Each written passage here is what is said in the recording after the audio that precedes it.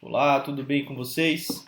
Meu nome é Maxwell, sou professor de cursos de engenharia, já leciono já tem mais de 10 anos. Eu venho aqui trazer uma videoaula sobre correção de fator de potência. Está aí o meu contato, se alguém quiser com alguma dúvida, estarei à disposição. Mas antes de começar, eu queria pedir a colaboração de vocês para curtirem, para colocarem comentários, sugestões, para que tenhamos próximos vídeos e que sempre eu aperfeiçoe mais essas técnicas tão disseminadas atualmente. Pois bem, então vamos lá. Então o problema hoje é a correção de fator de potência. Vamos introduzi-la. Se eu tenho uma carga industrial, vou considerar essa carga industrial uma carga do tipo indutiva, né? Basicamente motores, transformadores, elétricos. Essa carga industrial aqui, ela está sendo alimentada por uma tensão que inicialmente vou chamar de VF. Também essa carga industrial tem uma potência complexa na sua forma retangular, descrita por P original mais JQ original, né? E também a sua mesma forma, mas representada na forma polar, onde eu tenho um módulo com relação a esses valores e um ângulo, né? Se eu levar isso para o meu triângulo de potência, eu vou perceber que nós temos aqui a nossa potência aparente, a nossa potência ativa, que é aquela potência que é convertida em trabalho, e a nossa potência reativa, que é aquela potência que não é convertida necessariamente em trabalho, né? Então aqui, como eu tenho um fasor positivo, então eu posso afirmar, né, que essa carga é do tipo indutivo. Como eu tenho uma potência reativa do tipo indutiva, logo eu vou ter esse ângulo θ, né? Esse ângulo θ ele pode ser também chamado, né, de cosseno de θ sobre o fator de potência, mas aí é uma tensão, porque fator de potência igual a cosseno de θ é só quando eu tenho uma fonte senoidal perfeita, né? Então quer dizer que eu não tenho nada de distorções harmônicas. Então, para um estudo inicial, eu vou considerar que o meu fator de potência é igual a um cosseno de θ, mas já adianto que numa instalação elétrica real, essa relação não é verdadeira. A gente vai chamar ela de fator de deslocamento futuramente, beleza? Bom, então aqui, se eu tenho uma carga industrial e essa carga industrial está com baixo fator de potência, eu sei que essa carga industrial também é do tipo indutiva, eu preciso colocar um elemento passivo, né, que a gente chama de passivo, que vai contrapor com essa potência reativa. Nesse caso, nós vamos colocar aí um banco capacitivo, né? Então aí esse banco capacitivo, podem perceber que eu coloquei esse banco capacitivo em paralelo, tá? O que é mais comum e o que é sempre utilizado, porque se eu coloco uma carga em paralelo com uma outra, eu sei que nós não temos divisão de tensão, ou seja, a tensão que está sendo aplicada aos terminais da carga industrial será a mesma que está aplicada ao banco capacitivo. Então, por isso que nós colocamos sempre cargas em paralelo, né? Porque não há divisão de tensão, e sim uma divisão de corrente. Pois bem, quando eu coloco esse banco capacitivo, podem verificar que agora aparece um outro fasor, e esse fasor é com relação ao capacitor, mas contraposto ao meu fasor da minha carga industrial. O intuito dessa carga é diminuir essa relação, esse fasor. Se eu diminuo esse fasor, eu diminuo a relação do meu ângulo θ. Como consequência, eu aumento o meu fator de potência. Bom, é isso que nós vamos fazer aí, e é isso que nós vamos calcular nessa videoaula. Vamos mostrar aí, através de cálculos, né, iniciais, a relação do fator de potência em uma carga industrial, né? E depois com uma correção de fator de potência. Quando eu coloco aquele capacitor, como eu tinha dito, a relação do meu fator reativo, a minha potência reativa, ela tende a diminuir, porque eu tinha colocado aqui um capacitor, né? Então, essa capacitância, que eu vou chamar aqui de S-cap, uma potência aparente relacionada ao capacitor, ela vai contrapor a minha potência reativa indutiva, originária da minha carga industrial, né? Então, essa correção aqui é o que a gente vai chamar de Q corrigido, né? Ou seja, eu introduzi um capacitor numa carga industrial que está em paralelo, e nós sabemos que, seja a carga conectada em série ou paralelo, a soma das potências que prevalecerá, né? Não importa se eu coloco uma carga em série ou em paralelo, a somatória de potências sempre será da mesma forma. Você vai somar uma com a outra, né? Então, nesse caso aqui, nós continuamos com uma potência ativa, e aí vale ressaltar que toda correção de fator de potência não se altera a potência ativa. O que se altera é potência reativa e também a minha potência aparente. Como consequência, eu altero esse ângulo φ aqui naturalmente, né? Esse ângulo, ângulo θ. Bom, esse ângulo θ corrigido vai ser definido pelo fator de potência requerido. Então, numa instalação, eu que vou definir qual que é a minha pretensão, né? Se é 0,92, 0,95, 0,96, isso vai de acordo do projeto, né? Eu sugiro que sempre for calcular um fator de potência de uma instalação, sempre projete um pouco acima daquela que é padronizada pela ANEEL. Então, se é 0,92, vamos padronizá-la em 0,94 ou até mesmo em 0,96. Esse range aí de 0,94 a 0,96. A diferença entre essas duas potências, né, corrigida e original, é causada pela inserção do capacitor no circuito, sendo o capacitor puramente de origem reativa. Então, é aquilo que eu já havia falado. Esse Q corrigido aqui, ele foi causado pela correção, né, do meu capacitor. Então, seria a corrigida menos a original, eu tenho aqui o meu capacitor, né? Então, essa capacitância aqui, ela pode ser calculada facilmente por essa equação, onde eu tenho que o Q-cap, né, que é o Q do meu capacitor, dividido pelo meu ômega, que é a minha frequência angular com relação à minha rede. Então, nós sabemos que esse ômega é 2π vezes F, né? Então, para uma instalação de 60 Hz, nós temos 377 radianos por segundo, e a tensão RMS ao quadrado, né? Então, aqui nós vamos pegar a tensão RMS ao quadrado.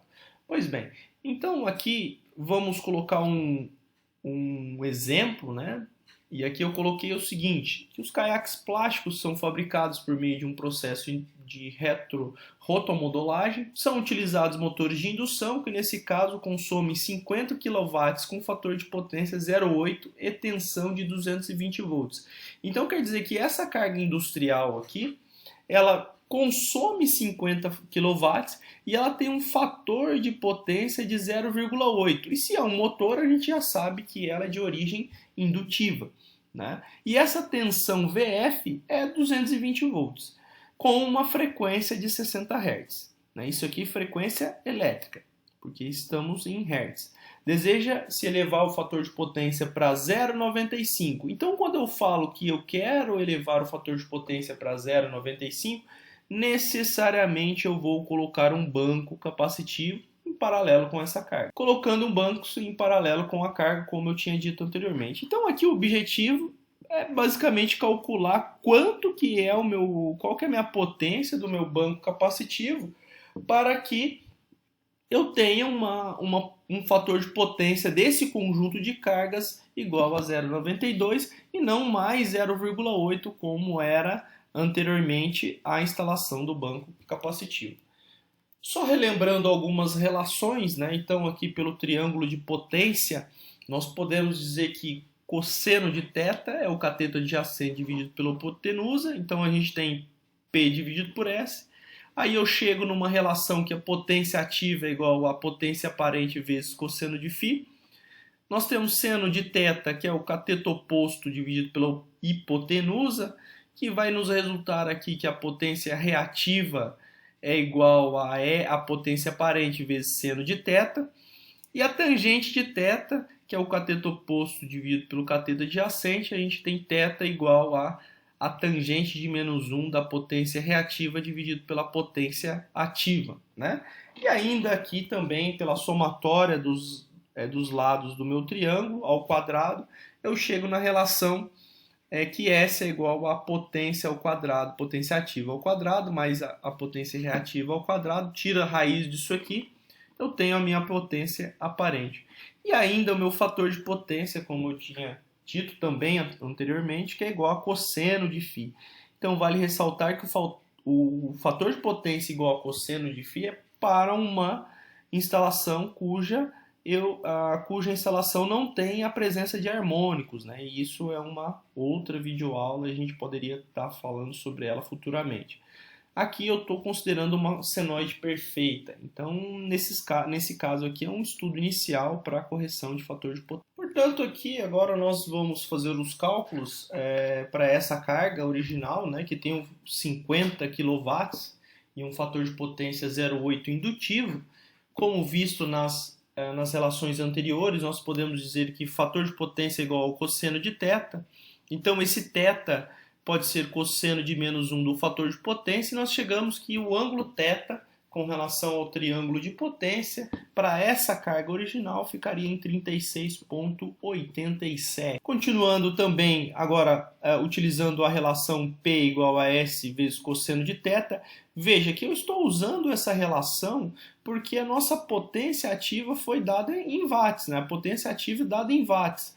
E eu preciso definir qual que é a minha potência aparente. Então eu coloco que a minha potência aparente é igual a potência ativa dividido por cosseno φ. E aí fazendo a substituição aqui, eu chego a esse valor de potência aparente, que ficaria 62,5. Eu tendo essa potência aparente em 62,5 e também o ângulo θ, que é relacionado ao fator de potência, eu consigo calcular aí a minha potência reativa, né, de origem indutiva, que no caso eu vou ter 62,5, que é a minha potência aparente, vezes seno de 36,87. Então eu chego com uma potência reativa de 37,5 kVAR, né? Então positivo. Por que positivo? Porque ela é de origem indutiva. Se fosse o caso de uma carga capacitiva, nós alteraríamos o sinal desse resultado, ok? Aí, uma tabelinha só para a gente comparar e lembrar posteriormente que nessas condições a carga ela vai ter uma potência, né? Uma potência aparente, uma potência ativa e uma potência reativa, e também o ângulo do meu fator de potência. E com isso eu fecho todo aquele triângulo de potência com relação à minha carga. Tá? Agora eu preciso também verificar como que essa carga ia se comportar, né? O conjunto carga banco de capacitor, né? Vai se comportar caso eu faça essa alteração, né? Então aqui, ó, caso a carga original fosse alterada, né? Fosse alterado. Então nesse caso eu quero a mesma potência ativa, só que com um fator de potência um pouco maior. Eu coloquei aqui 0,95. Vale ressaltar que esse 0,95 aqui foi um valor escolhido. Não necessariamente eu preciso colocar esse 0,95. Desde que seja maior do que 0,92 é o nosso objetivo. Tá ok? Bom, recalculando em função agora desse fator de potência 0,95, pode perceber que o ângulo já diminui, né? Ele vai para 18,19. Continuando também a minha potência aparente, naquela mesma relação anteriormente, eu tenho a minha potência aparente agora também um pouco menor do que nós tínhamos, né? Agora 52,63 kVA. E aí a minha potência reativa, considerando esses dois resultados a partir do que foi definido de fator de potência. Podem perceber que eu diminuo bastante aí a minha potência reativa. E aqui os resultados, só que com a correção, né? Com a introdução do banco de capacitor, como que ficaria para chegar nesse fator de potência de 0,95. Nós podemos perceber que foi alterado aqui o θ, né? O ângulo do fator de potência, minha potência aparente e a minha potência reativa. Porém, aqui a minha potência ativa ela não se altera. E ela não vai se alterar, tá, pessoal? Toda correção de fator de potência, ela não altera a potência ativa. Lembrando que potência ativa é aquela potência que é realmente convertida em trabalho. Então, o trabalho da instalação, ela é a mesma. E quando eu falo de trabalho, para o caso dessa instalação industrial, é um trabalho mecânico, né? Aquilo que o motor faz, converte energia elétrica em energia mecânica. Então aqui uma comparação sobre os dois resultados, né? Sem a correção do fator de potência, ou seja, sem o banco de capacitor e com o banco de capacitor, então nós podemos perceber uma diminuição da minha potência aparente, o que era esperado, uma diminuição da minha potência reativa, também era esperado, e também uma diminuição do ângulo θ, também esperado, e aí a nossa potência ativa é a mesma. Bom, agora eu preciso calcular qual que é a minha potência reativa com relação ao meu banco capacitivo. Então, para isso, nós vamos utilizar uma equação já vista, né, que dizia que a minha potência aparente é a minha potência ativa mais a minha potência reativa corrigida. Essa potência ativa, ela é uma potência ativa original, que tanto faz, né, se for uma ou outra, já que elas são as mesmas, mais J, que seria uma Q original menos um Q do capacitor. Né? Então, para me corrigir, eu preciso colocar um capacitor. Então, ficaria esse Q original sendo o meu Q corrigido, desculpa, seria o meu Q original menos um Q do capacitor. Né? Esse Q do capacitor seria o meu Q original menos um Q corrigido. Então é só a gente manipular essa equaçãozinha, nós vamos chegar aí facilmente que essa potência reativa do capacitor é a potência reativa original menos aquela que foi corrigida. Ou seja, para mim saber o que é o capacitor nessas duas voltas, aqui é só fazer a diferença sem correção e com correção. Né? Então eu ficaria com 37,5, que é o original, né? Menos 16,43, que foi calculado com a minha correção. Então aí eu tenho que o meu Q do capacitor é igual a 21,07 kVAR reativo. Bom, finalmente eu também posso calcular aí a capacitância, né, em Faraday desse banco capacitivo, né, substituindo aqui nessa equaçãozinha que fala que é a minha potência reativa do capacitor dividido por ômega, que é a minha frequência angular, vezes a minha tensão ao quadrado RMS. Né? Fazendo a substituição dos valores, eu chego que esse banco capacitivo é de 1,15 mF. Então, pessoal, o objetivo aí era trazer um roteiro de cálculo para um cálculo de fator de potência resumido, tá? Que pode ser utilizado como um roteiro inicial para a correção do fator de potência em diversas instalações, né? Depois de medidos essas potências originais, né, ou sem correção, nós podemos aí fazer o cálculo para definir qual que é a minha potência reativa que eu preciso de um banco de capacitor que vai ser conectado àquela instalação. Então esse vídeo foi o primeiro de alguns que eu pretendo fazer.